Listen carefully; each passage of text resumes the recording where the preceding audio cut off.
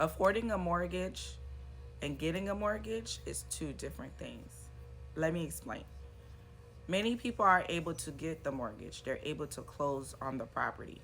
But when the following year comes and the mortgage, 9 times out of 10, will go up because they have to recalculate taxes and insurance, right? And they're recalculating the taxes based off of the purchase price that you bought it for.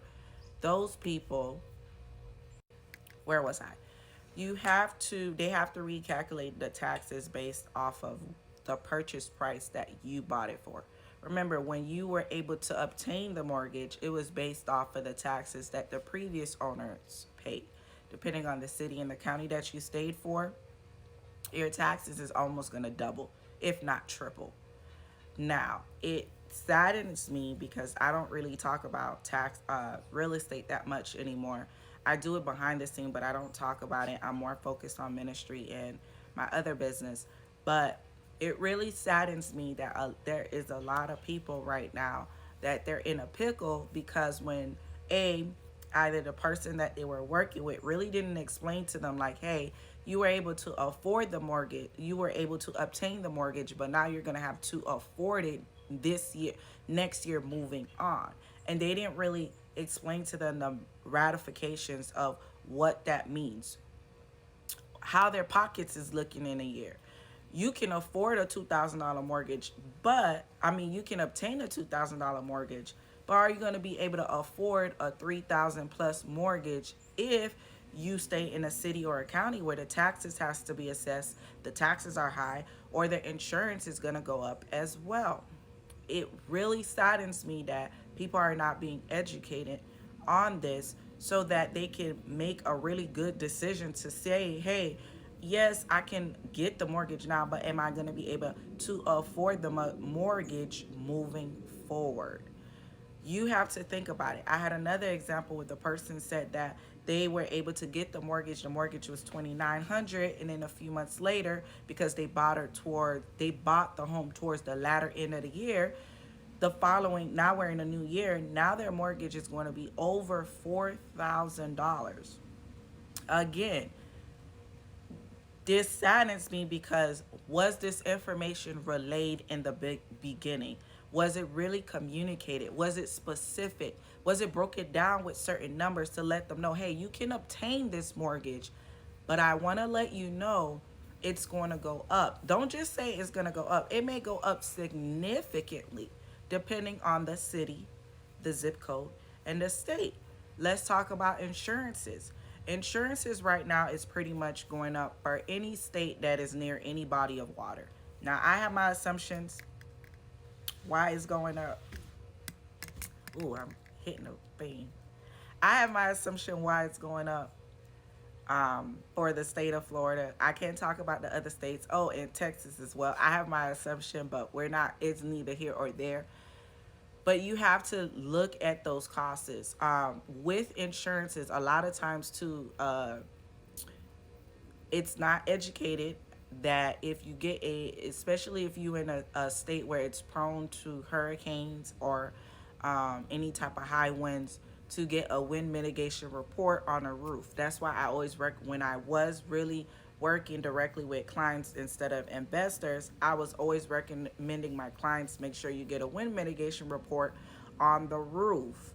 I was also recommending them to kind of stay away from roofs that are more than 7 years old. Now, a lot of insurance, if you're an insurance person, don't come down my throat about, oh, it could be 10 years. This is something that I have noticed being in it. The rates are a little bit different when the roofs are older than 7 versus when the roofs are less than 7 years old. This is something that I've seen. I don't have any explanation for it other than why is it happening? I don't know. So I'm just going to go with that. So it goes back to being able to obtain a mortgage is totally different than being able to afford a mortgage. Now, if you're obtaining a mortgage and you know in the back of your mind that the mortgage will double, more than likely, especially if you're in states like Florida or states like Texas, if you're okay with that, then good. But if you know that you may struggle, you need to reevaluate your situation. You need to be real. There's half these people that been on this train. I'm getting a mortgage, getting a mortgage, getting a mortgage the last 3 years. This is what they're not saying on the other side of the phone. They're not saying how some of them had to pick up second jobs. They're not saying how some of them had to have people move in with them. They're not saying how they want to sell their home, right? But they can't even sell their home because who's going to be able to afford that $4,000 mortgage? That's what they're not saying. Remember, the interest rates are different. When people was getting on these trains buying these homes, they were getting that 2%. I even heard 1%. I'm like, where this person? What in the world? 3%, low threes, and right now we're in what, 6, 7. There's some people that they're getting fives, but they're buying down the rate. They had the extra cash to buy down the rate. So you really have to be real with yourself and stop comparing yourself. Matter of fact, log off social media if you get triggered every time you see somebody uh, obtaining a mortgage or buying a mortgage. There's some cost that is coming with this. So you need to see if you're in that position. If you're going all in and you're using all your savings to get a mortgage and you don't have nothing on the side for extra payments, you don't have nothing on the side for if something happened, you don't have nothing on the side for maintenance, you may want to put a pause on the brakes and you may want to just rent one more year. You may just want to. You may not like it, but you may just want to. You guys be amazing. I love you guys. Have a beautiful Saturday.